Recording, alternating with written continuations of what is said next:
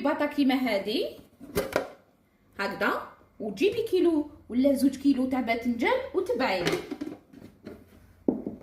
هنا راني جبت الباذنجان تاعي غسلته بهذه الطريقه. اليوم الوصفه تاعنا هي وصفه المكدوس. المكدوس اللي حنا معروفين كامل الجزائريين يديروه في الدار.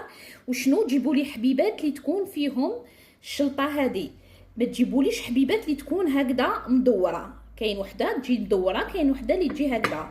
هذه اللي تجي هكذا عريضه هي اللي تجي حلوه. هنا الدرسه تاعنا تاع المكدوس.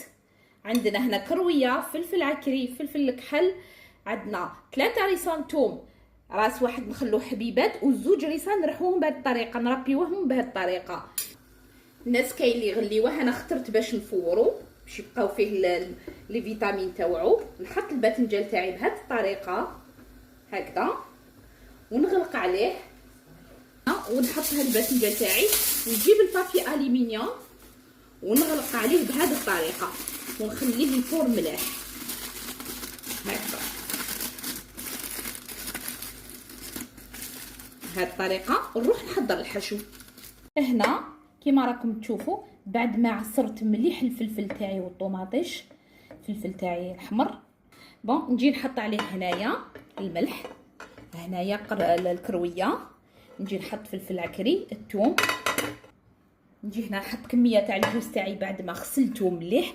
البنات ماذا بكم الجوز غسلوه راهي تخرج منه واحد الغبره كبيره، يعني ماذا بكم غسلوه مليح خلوه ينشف ومن بعد جوزوه في الفور وطفوا عليه الفور باش يولي يقرمش معانا بهذه الطريقه. ها هكذا نجو لهنا نغرقوهم بالكاس تاع الزيت هكذا ونخلطوا كاع المكونات بهذه الطريقه. انا نستعمل يدي هكذا كيما راكم تشوفوا. خلطوا المكونات مليح مليح. الجوز تاعكم ماذا بكم ما تقطعوش رقيق غبره باش كي تاكلوا تما تتبنوا القرمشه هذيك تجي في فمكم هكذا. ونجو هنا نجيبها، انا استعملت هذه العلبه بالغطاء تاعها كيما راكم تشوفوا. نتوما اللي تجيبوا باللاره ولا ديروا كش وحده. نجو هنايا الزيت هكذا لتحت، ثوم هكذا بهذه الطريقه كيما راكم تشوفوا هكذا. نحكم الحبه تاعي تاع الباذنجان بعد ما قطرته كامل كيما راكم تشوفوا. انا خليته 6 سوايع وهو يقطر. نجي نفتح هنا هكا شويه بهذه الطريقه هكذا ونعمر هكذا بهذه الطريقه.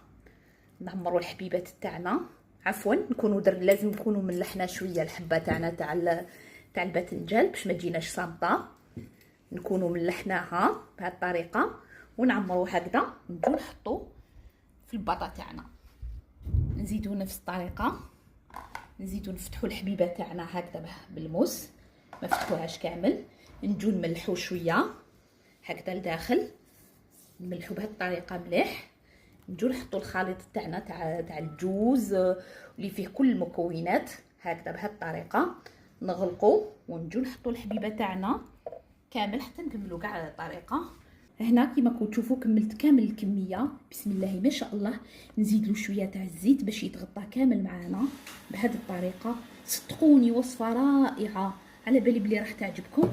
نجيو هنا نغطيه مليح، ما لازمش يقيسوا الهواء بهذه الطريقه.